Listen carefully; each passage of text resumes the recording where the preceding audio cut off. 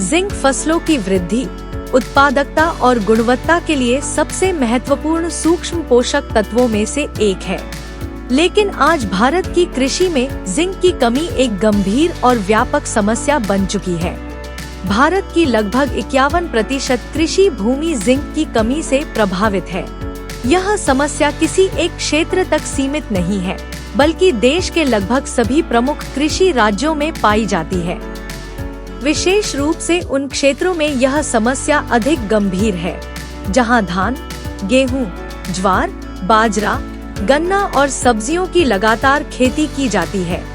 Zinc की कमी केवल फसलों को ही प्रभावित नहीं करती, बल्कि इसका सीधा संबंध मानव पोषण से भी है।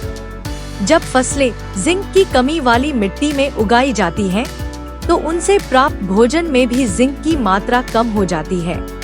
इसके परिणामस्वरूप मनुष्यों में जिंक की कमी बढ़ रही है। कम रोग प्रतिरोधक क्षमता, बार-बार सर्दी खांसी, बच्चों में भूख की कमी, समय से पहले बालों का झड़ना या सफेद होना, नाखूनों पर सफेद धब्बे, तनाव, अवसाद और प्रजनन संबंधी समस्याएं जिंक की कमी से जुड़ी हुई हैं।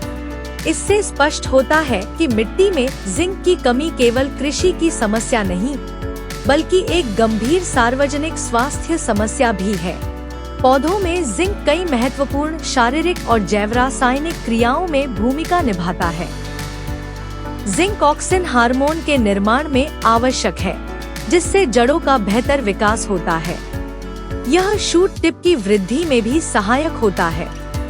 जिंक क्लोरोफिल के निर्माण में महत्वपूर्ण भूमिका निभाता है, जिससे प्रकाश संश्लेषण की प्रक्रिया बेहतर होती है। जिंक पराग कणों के निर्माण और सफल परागण में भी आवश्यक है। ये सभी प्रक्रियाएं मिलकर अधिक उपज और बेहतर फसल गुणवत्ता सुनिश्चित करती हैं।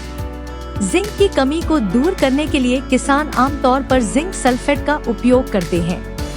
हालांकि शोध से यह स्पष्ट हुआ है कि लगाए गए जिंक का लगभग 70 से 80% हिस्सा मिट्टी में फिक्स हो जाता है और पौधों के लिए उपलब्ध नहीं रहता।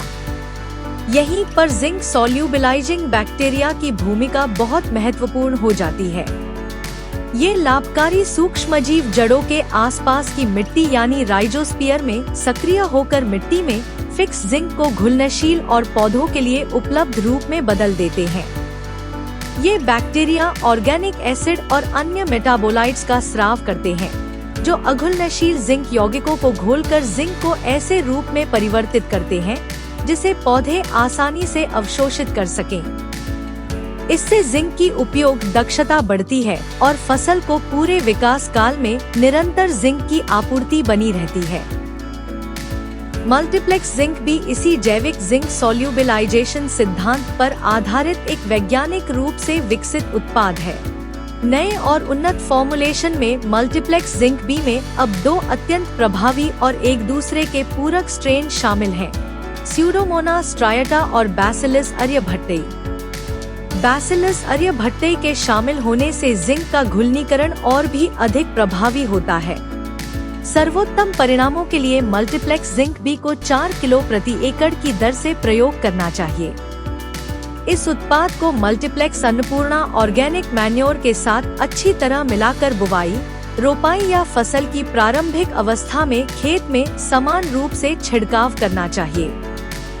बैक्टीरिया की गतिविधि के लिए मिट्टी में पर्याप्त नमी बनाए रखें और रासायनिक कीटनाशकों या फफूंदनाशकों के साथ मिलाकर प्रयोग न करें।